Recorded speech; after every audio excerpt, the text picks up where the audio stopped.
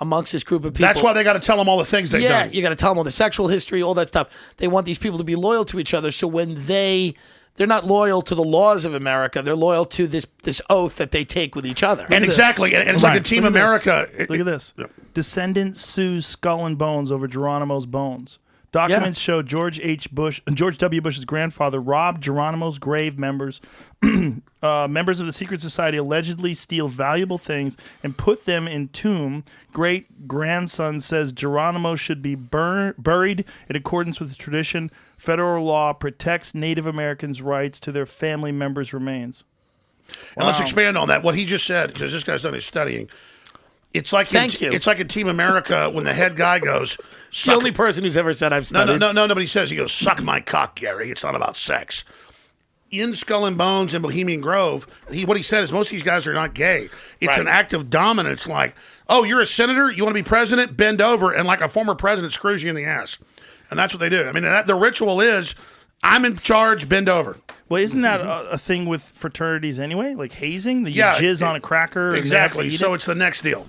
Yeah, but most people in fraternity, I mean, these are the top kids. These are kids that they think are going to occupy leadership positions in the world. And often do. So even Let me give you an example. Even John Ronson saw the photo with me when we snuck into Bohemian Grove. Yeah. And they had it hanging in, and people say, why didn't you get a video? I have a camera hidden right here. It's Henry Kissinger bent over in a woman's dress, sticking his fingers in his ass. Bill Clinton in a blue dress with in Jeffrey Epstein's house. Yeah, but that's just an artist rendition. Do you know that was just an artist made that? Yeah, but maybe this was an artist rendition. We're in a clubhouse. Yeah. Ronson wrote about this. Oh, so it's a photo or a painting? No, it looked like a photo, but let's just say it's a painting. I don't know. It's ancient memory 20 years ago. Okay. 20 plus, But I mean, Ronson's like, look at that. I'm like, is that Kissinger? Yeah, and it's Kissinger. It's all about being improper.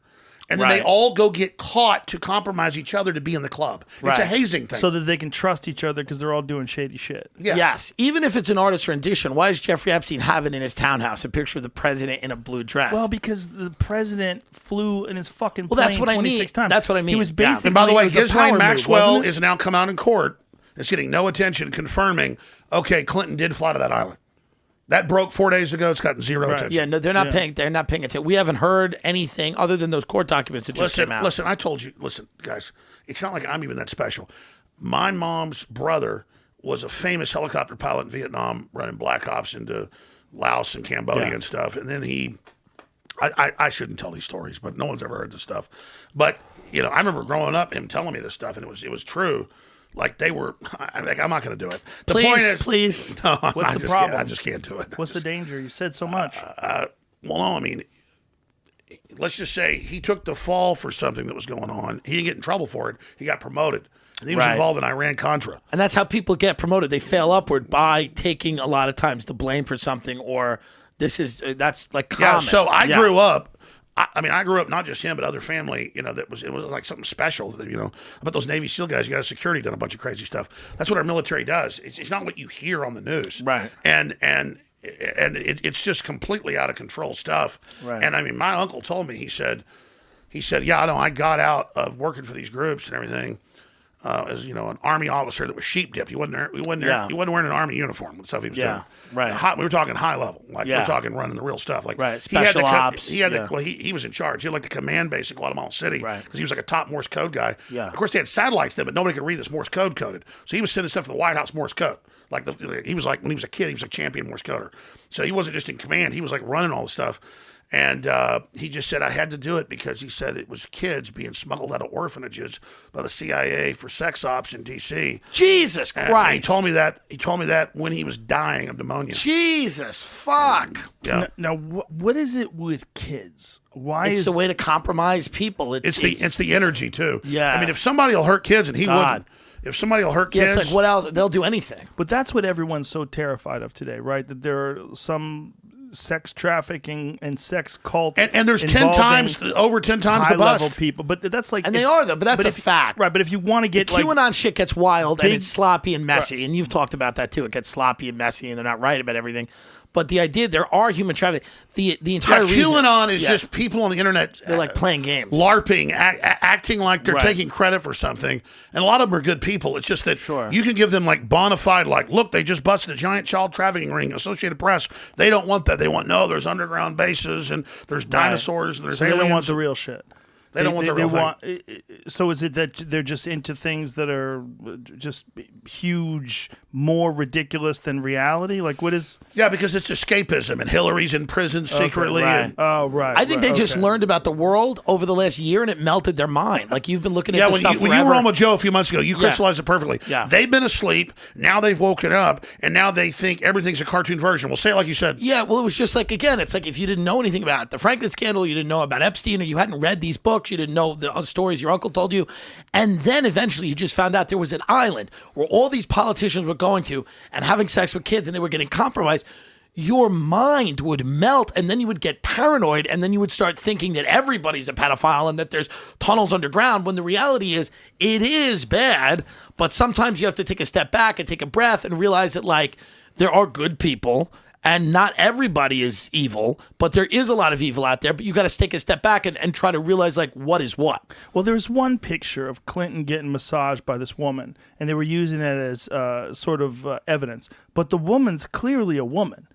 She's in her 20s, and they were saying... but she'd been working for him since she was like 15. Let's never use Clinton as the example of the QAnon people being wrong. That's not even what I'm saying. She's like, never there it is. That's a grown woman. She's a grown-up, yeah. So, listen, let's be clear. The media did a limited hangout. They went with these whistleblowers instead of all the other people.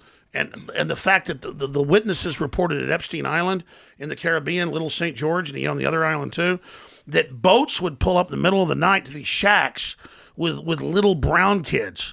And those are the ones that get disappeared. But who reported this?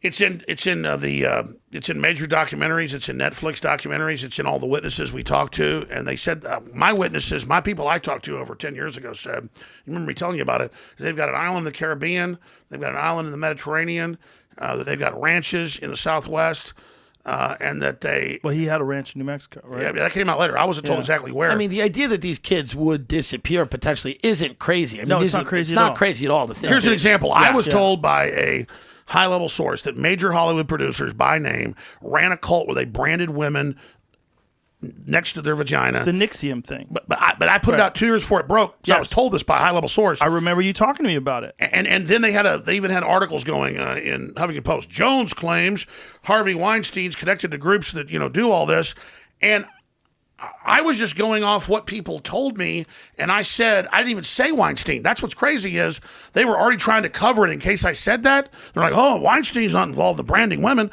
Well, it never even came out he was. It was the other guy. Right. So it's just... But what you said did turn out to be true. Yeah. As fantastic as it sounded, as outrageous, as ridiculous, it turned out to be true, now it's in the news. First time I ever heard of Ted Gunderson. Let me pull him up. Ted Gunderson. It's on Wikipedia, up to be FBI director. He was the head of L.A. Imagine what he learned there. And he's telling me, he goes, man, I've been in the FBI 20 years. I got to be the head of L.A. He goes, like, this devil worshiping everywhere. Blew me away. Pedophilia, you name it.